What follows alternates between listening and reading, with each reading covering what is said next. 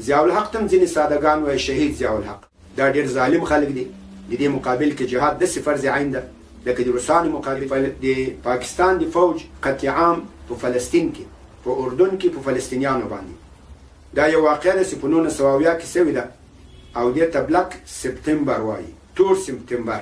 دا واقعه په سپتمبر کې شوې وه. دا هغه وخت و 1970 چې ضیاء الحق هغه هلته د اردن د فوج د ټریننګ په خاطر باندې تللی و. کله چې زیات شمېر فلسطینیان له فلسطین نه اردن ته مهاجرین سوي ول، نو د اردن حکومت د مهاجرینو له دې کثرت او د دوی له په اصطلاح هغه جنګ و نظامي قوت نه په ویره کې شو. نو ځکه په هغې باندې ځینې محدودیتونه ولګول. هغه فلسطینیان دې محدودیتونو ته تیار نه وو چې دا نتیجه جنګ ته ورسېده. ضیاء الحق خو تیار هلته ټریننګ لپاره تللی و، نو هغه دا موقع مناسب ولیدله، په دې فلسطینیانو مهاجرینو باندې حمله وکړه. ویل کېږي له 25,000 نه تر 50,000 په دې منځ کې مختلف اقوال دي چې دومره فلسطینیان دا شهیدان کړو او نور شام ته وسړل. ضیاء الحق ته ځینې سادهګان وایي شهید ضیاء الحق. ضیاء الحق ډېر ظالم انسان و.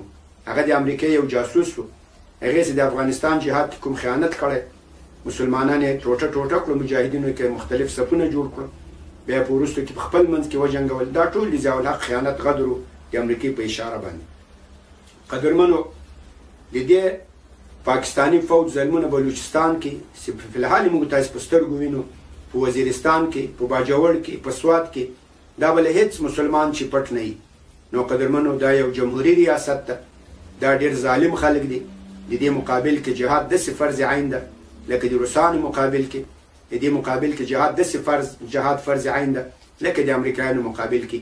دا د امریکایانو متحدین ول.